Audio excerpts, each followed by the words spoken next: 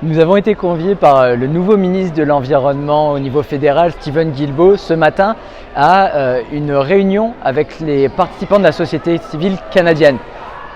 Réunion assez courte, à peu près 45 minutes, mais quelques éléments clés sont ressortis et je vais essayer de partager ça avec vous.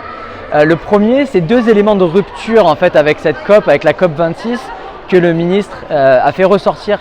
D'une part, les rencontres entre chefs d'État et chefs de gouvernement se sont déroulées au début de la COP, alors qu'en général, historiquement, ce sont des rencontres qui se déroulent à la fin. Le ministre a dénoté un certain enthousiasme avec cette mécanique-là. Et le deuxième point, c'est que cette année, la nature est pour la première fois à l'agenda climatique, alors que historiquement, ce sont deux éléments qui sont sur des agendas séparés, parallèles. Le ministre a également tenu à nuancer la position canadienne ici à la COP en disant que le Canada n'était pas présent avec des solutions toutes faites, avec des solutions clés en main, mais plutôt comme un pays en difficulté, notamment par rapport au statut de l'économie pétrolière et gazière et à son importance au Canada. Donc ça, c'est quand même un élément de discours assez intéressant de la part du ministre Guilbeault.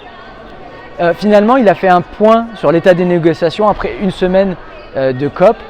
Et là aussi très intéressant puisque la première semaine s'est concentrée sur les dimensions techniques. Les experts ont essentiellement négocié tous ces éléments techniques lors de la première semaine et il précisait que les discussions politiques se dérouleraient la semaine prochaine avec l'arrivée des ministres de différents pays et il a l'espoir, en tout cas il a un espoir prudent que les négociations de cette COP seront un succès cette année. On verra bien dans 2 semaines si le ministre Guilbeault a raison ou non.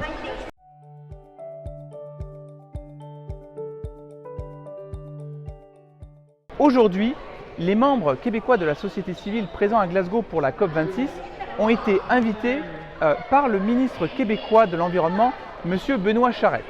Et donc nous avons dû nous rendre à Édimbourg, qui est un petit peu éloigné de Glasgow, mais qui est une ville magnifique au demeurant, donc pour rencontrer le ministre de l'Environnement québécois. Durant cette rencontre, nous n'avons eu aucune nouvelle annonce. Et le ministre ne s'en est pas caché. Dès les premières minutes de la réunion, il nous a indiqué qu'il n'était pas là pour faire de nouvelles annonces. Mais nous avons plutôt effectué un tour de table au cours duquel certains des membres de la société civile et du monde des affaires sont intervenus pour faire part de leurs préoccupations ou au contraire de certains éléments qu'ils souhaitaient partager avec le ministre de l'Environnement.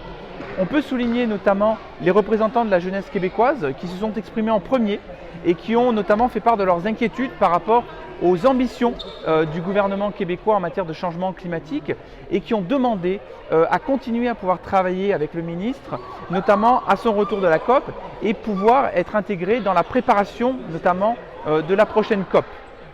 Nous avons également des représentants du monde des affaires qui se sont exprimés durant cette rencontre pour mettre en avant l'importance de la contribution que ces acteurs-là peuvent fournir pour assurer une transition écologique au Québec.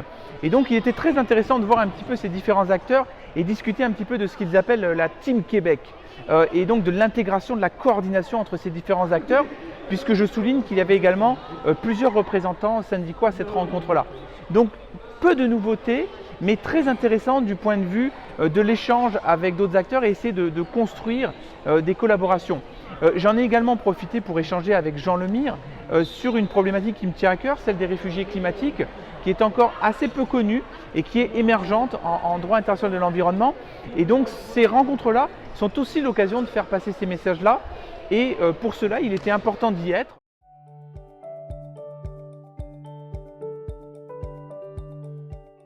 Ce qui m'a marqué cette semaine lors de la COP, c'est toute la mise en scène vraiment autour en fait de l'événement. En réalité, quand on marche dans les rues, on peut voir que Glasgow a vraiment été mis aux couleurs de la COP. Notamment les rues principales, on peut voir des affiches, on peut voir des drapeaux et de manière un peu sporadique, voir quelques groupes qui ont décidé de se mobiliser afin de faire passer un message. Dans les 2 derniers jours, nous avons été témoins de 2 grosses manifestations, celle d'hier qui a regroupé 8000 personnes et celle d'aujourd'hui qui a regroupé environ 50 000 personnes dans le centre-ville. Fait intéressant et toujours aussi marquant, ce sont les diversités de messages qui sont en fait partagés allant du colonialisme à la justice climatique, tout en passant par l'extinction, toute la question de la protection de la biodiversité. Alors cette COP n'est certes pas terminée, il y aura sans doute d'autres mobilisations, mais je garde à l'esprit le fait que la société civile s'est tout de même mobilisée alors qu'il y avait une grande mise en scène du gouvernement du Royaume-Uni.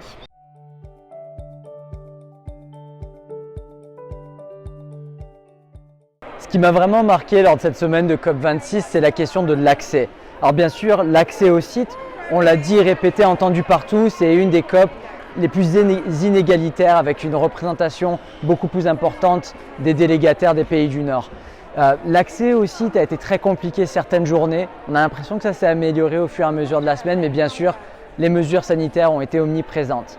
Mais la question de l'accès, elle s'est prolongée à l'intérieur du site. C'est vrai qu'avec un badge d'observateur, il a été très difficile d'accéder au cœur des négociations et de suivre ce qui se passait réellement, concrètement, en termes de négociations climatiques autour de cette COP. Et je dirais même que la question de l'accès est progressivement devenue une question de transparence. C'est vrai qu'en tant que représentation de la société civile, nous aimerions pouvoir participer directement à la négociation autour des changements climatiques et c'est quand même quelque chose qui reste à revoir et à retravailler lors de ces événements.